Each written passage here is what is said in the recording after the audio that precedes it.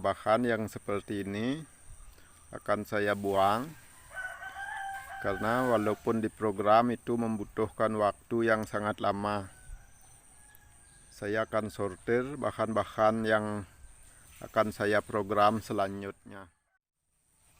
Sebaiknya kalau kita memelihara stekan di dalam polybag, kita harus rajin mengontrolnya teman-teman, agar tidak ada akar yang... Nah, dari beberapa bahan yang saya bongkar, kebanyakan akarnya kurang bagus teman-teman, karena dulunya pada saat di dalam polybag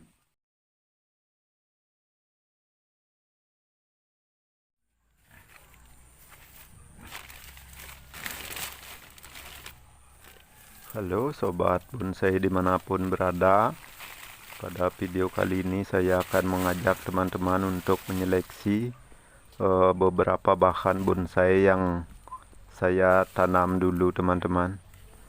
Sekarang akan saya seleksi bahan-bahan yang prospek, akan saya tanam ke pot yang lebih besar.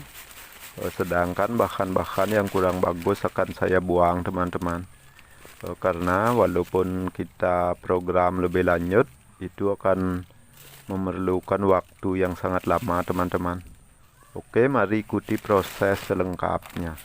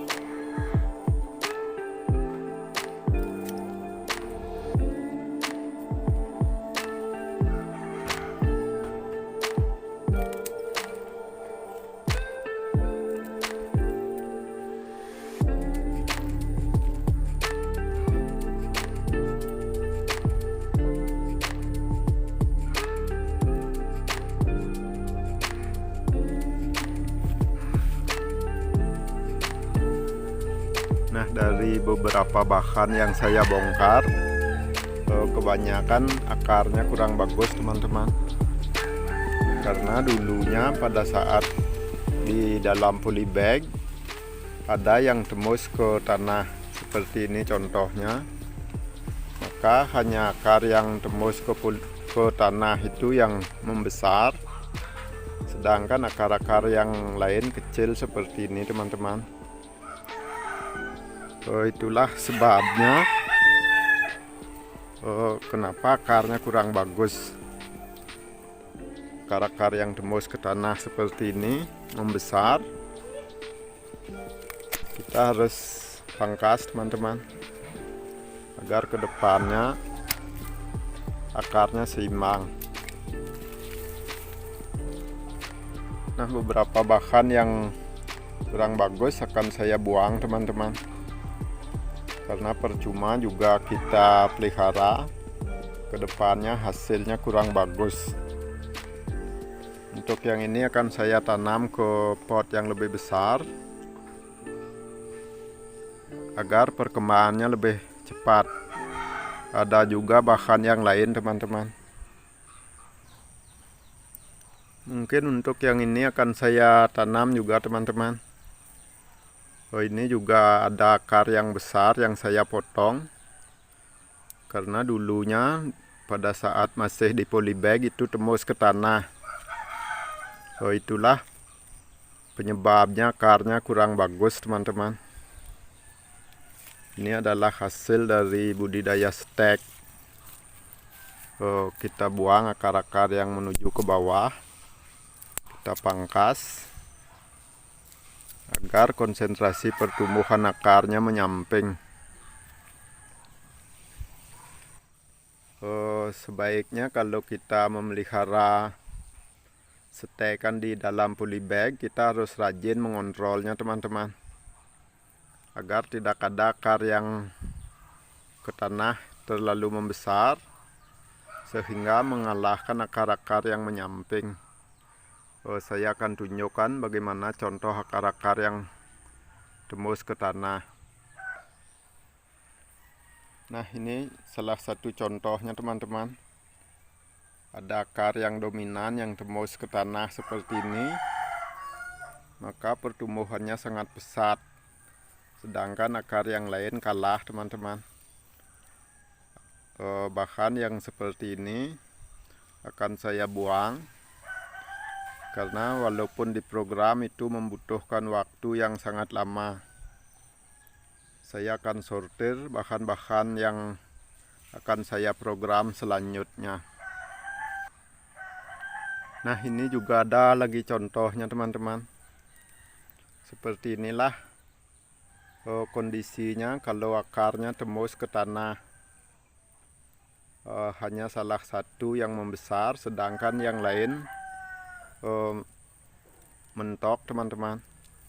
Ini sebenarnya pertumbuhannya sudah merata keliling, cuma karena ini tembus ke tanah, makanya hanya akar yang ini yang membesar.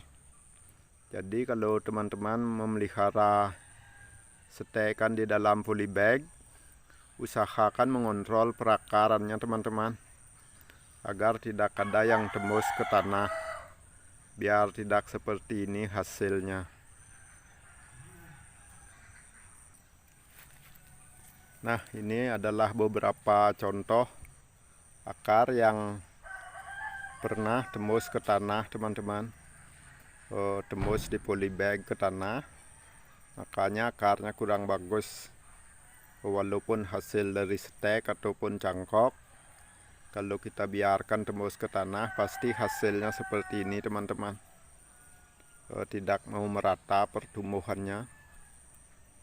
Ada salah satu yang dominan seperti ini. Oke, sekarang kita lanjutkan proses penanamannya teman-teman.